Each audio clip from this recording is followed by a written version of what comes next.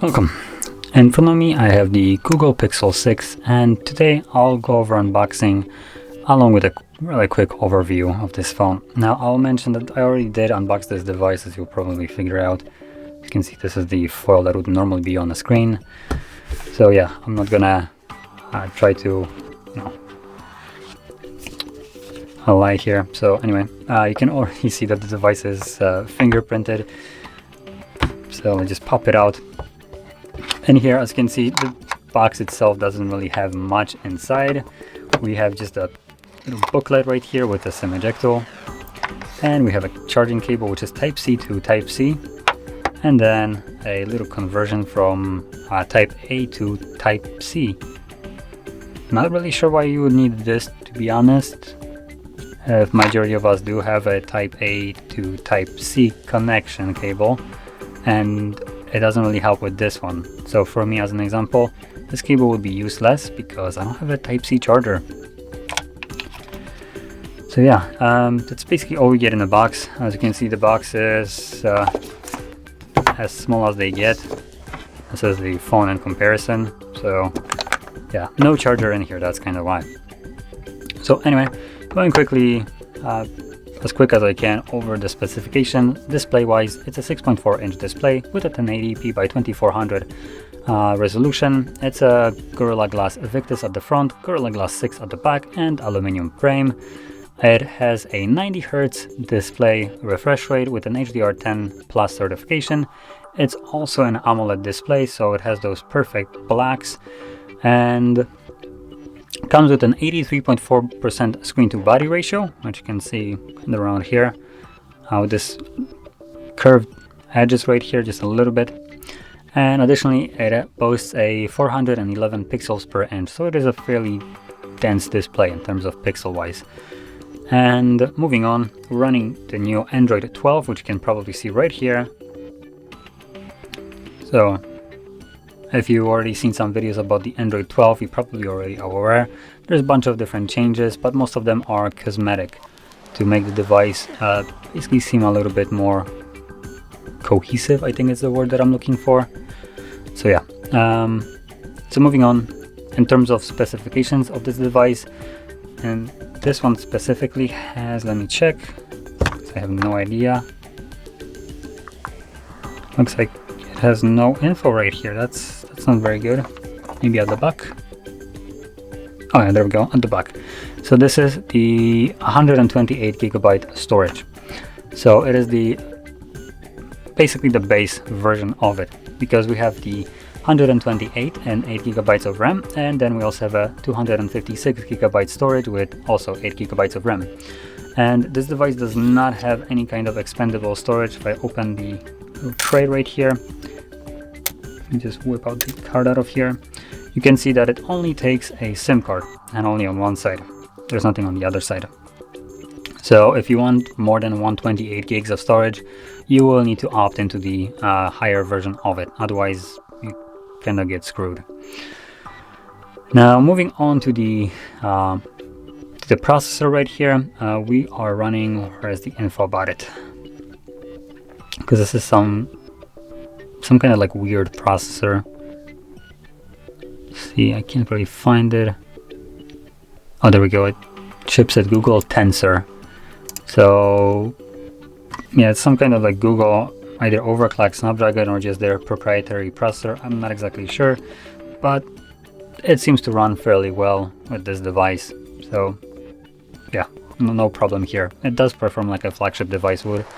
And additionally, it also doesn't really cost like a flagship device would. This comes at around 600 euros. So it's cheaper than whatever Samsung can offer. So yeah, props to Samsung for producing a really decent device for fairly competitive price, or like really competitive. And wait, did I say Samsung? I meant Google. Anyway, flipping over to the back, you can see that we have just a dual camera setup right here, which is kind of barely visible. Let me try to wipe it off. So you can kind of see that we have one here and one here. This right here is a microphone and a flash. So the main camera is a 50 megapixel wide sensor, and then we also have a 12 megapixel ultra wide. And at the front, if we flip it over, we have a hole-mounted camera, and this houses an 8 megapixel wide sensor. Now when it comes down to cameras, at the back you can record at 4K 60 frames tops, and at 1080p you can record at looks like 120, but I believe this is already slow motion. I'm going to quickly turn it on and just make sure that it's correct, or that I am correct. So switch to actual video.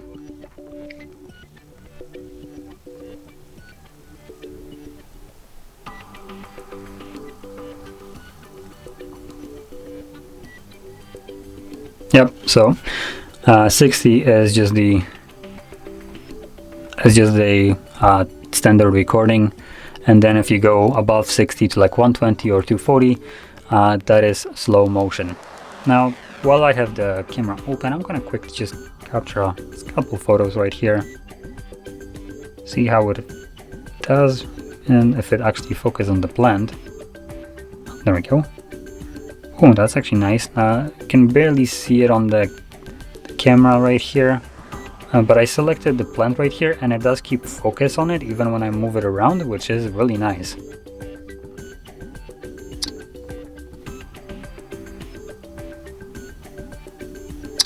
There we go. Just popped like 2 photos right here just for preview.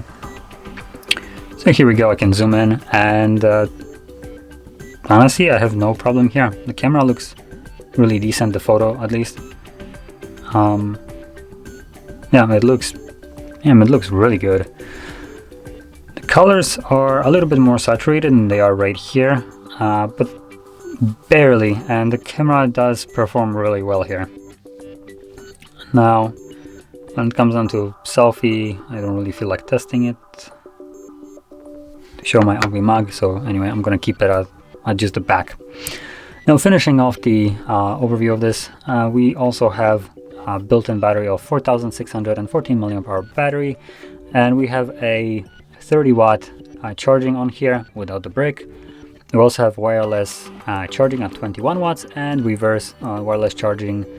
Doesn't really specify how quick. Now I do have a wireless charger embedded in the desk, so let's see it in action. I'm gonna zoom out for this.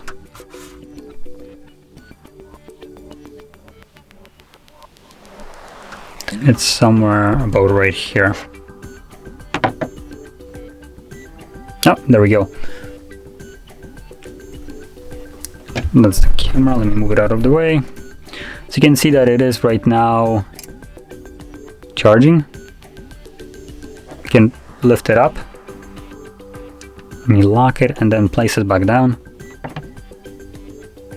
If I actually manage to hit it. Oh, there we go.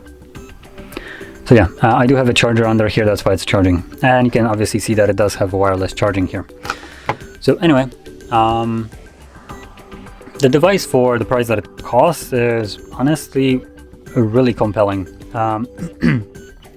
The fact that other brands like, for instance, Samsung produces devices that cost $1,000 and barely can compete with this is just a clear kind of indication how screwed the market is right now, and how much we're getting screwed over by brands that think that they can pump out devices at such a price when phone like this exists. And this is not the only product. Obviously, this is one of the more popular brands. Of course, it's Google, so the majority of the people will know about it. But as an example, there's also other brands which are maybe not as liked. For instance, Xiaomi, primarily because they're not, they don't have the same kind of opinion as an example Samsung does. But to be fair, they do produce amazing devices at also a really competitive price. And yeah, now that Google also is on page with such a prices, I see it kind of, like a good thing. Because if Samsung releases another device at a price of $1,500, it will just get laughed out of the market, or hopefully it will, because that is just ludicrous. So yeah, obviously if you're looking for a great device also at a fairly reasonable price. This device hands down is really good. It performs really well, has a great screen and good cameras, so I don't really have much complaint about it. The only thing that I would prefer to have with this device is just a curved display, just because I personally like it more. That's kind of why I'm still using my outdated Mate 20 Pro. And other than that, the device, one other thing that I will mention is a little bit biggish. Like this device, when I got it, was fairly chunky, the Mate 20 Pro, and as you can see, in terms of height, they're the same size, but in terms of just height of it, or width of it, the pixel is obviously wider, as you can see right here. And the fact that it doesn't even have curved displays make this a little bit more of a chunky device to hold. So yeah, but that is my only complaint, and that is just straight out of personal preference. So some people will prefer obviously bigger devices, so this will suit them perfectly. And yeah, so that's just my opinion here. Obviously the device is great, and for anybody who's looking for a great device, look no further. So that being said, if you found this very helpful, don't forget to hit like, subscribe, and thanks for watching.